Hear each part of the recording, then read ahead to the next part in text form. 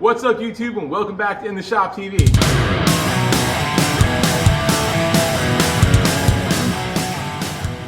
Guys, in the last episode, we buttoned up the rear end of this truck with a complete fuel system.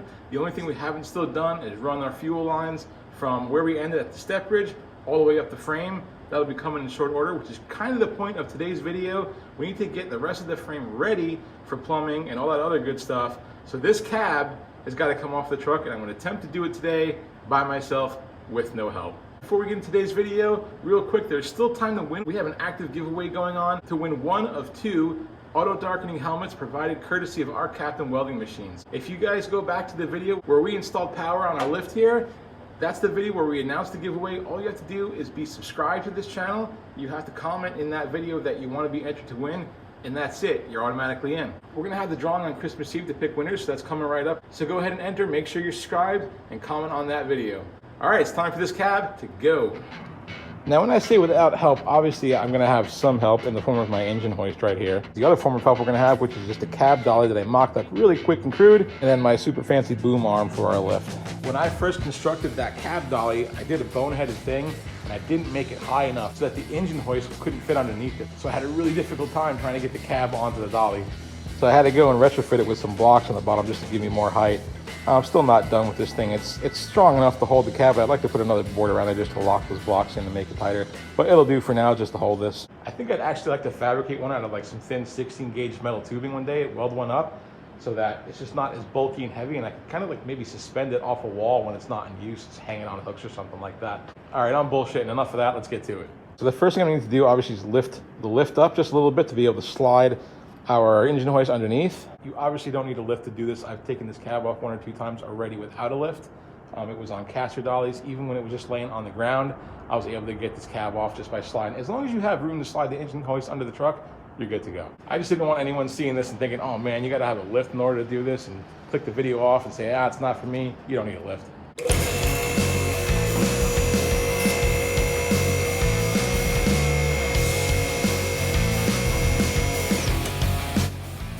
Quite, just another inch more.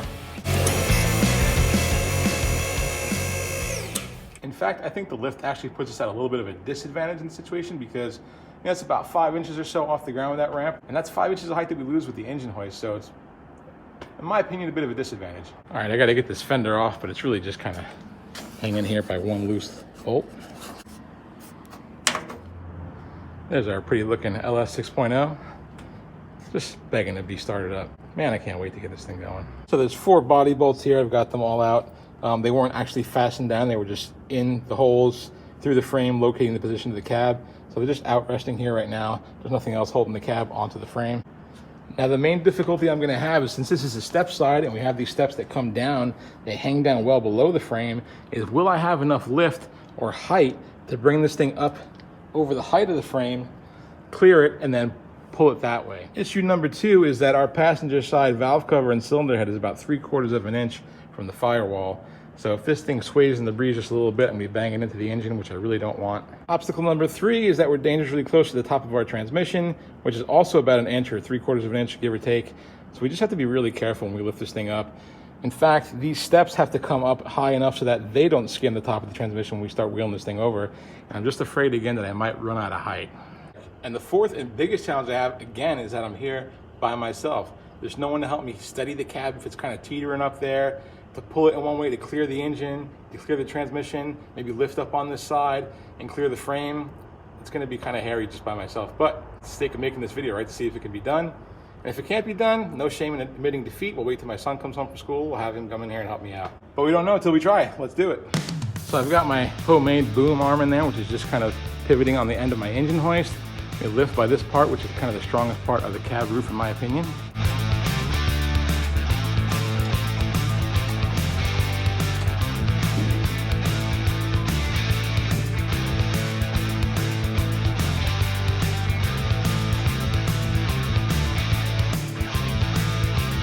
So I think what my issue was, I wasn't centered inside the cab with the boom arm, so when I started lifting it up, I'm kind of lifting it and putting pressure that way, and it's kind of making it tilt. So I'm gonna make sure I got it centered now and try again.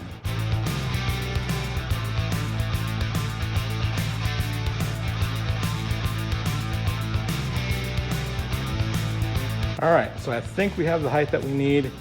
We have to be careful right here because that side of the step well can touch this transmission as we start wheeling it out.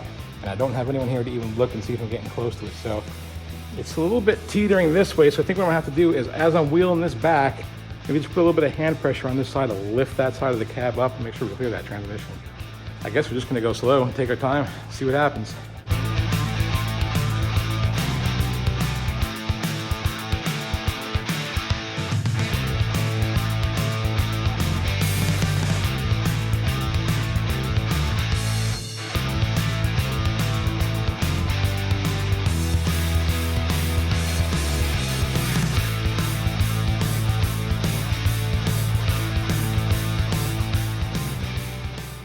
All right, we are clear of the frame.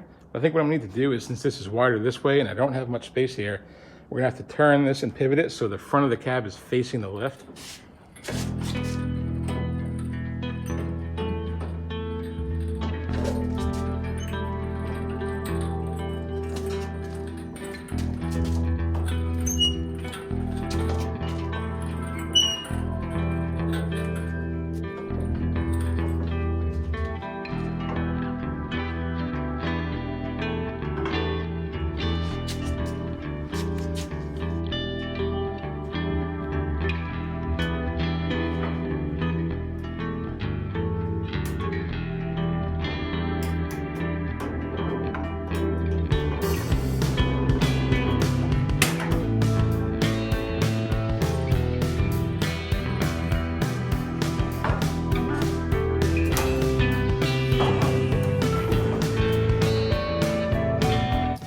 All right, I've got to lift it back up just a hair because our metal is not resting on our dolly, and that's because, I don't know if you guys can see, but in the back there, the wood is on that lower part of metal, and it needs to be on that higher piece of metal, so we're up about 1/2 inch in the back. So let me just lift it up about 1 inch, readjust this piece of wood, and we should lay back down.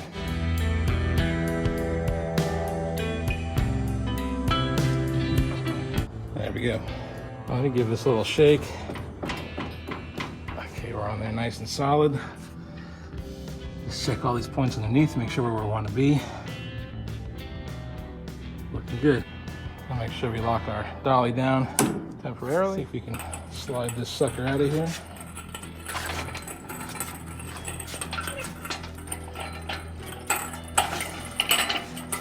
We are home free, guys.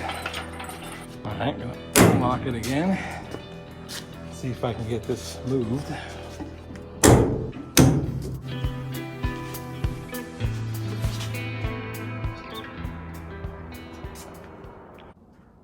All right, guys, literally the entire body of the truck is up against that wall. Fenders, bed rails, 2 doors, the hood is back there. The front fender is back there, except for the one that we just took off, which is right here. And as you guys can see, the reason for taking this off, we have a brand new frame back here. Plumbing, gas tank, suspension, everything. And a not so new frame right there. I mean, in fairness, I should dispense with the theatrics a little bit because just because it looks gross, in truth is, this frame is in excellent condition for a 70-year-old frame. I mean, there's not any rot or anything on it, so it's just going to be cleaning up and painting it, basically. Right off the bat, I can see some future problems ahead of us, which we're going to have to address in short order. Here at the tail shaft of the transmission, we've got our cross member here in the middle, which I don't think that's going to clear. I mean, yeah, that's a little too close to comfort for me. So we already remedied that situation in the back by creating a new cross member, taking out the old one and raising it up significantly higher than the other one was. So we're gonna have to do something similar here.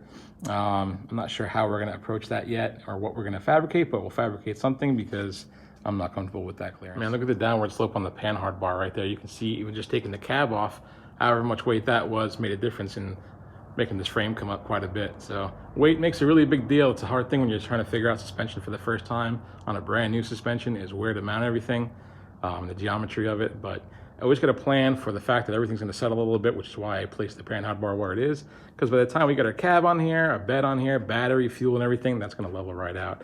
And we also have some adjustment in it too to make up for that in case we don't. All right, let's bring this lift up on a lock so we can get a better look at things.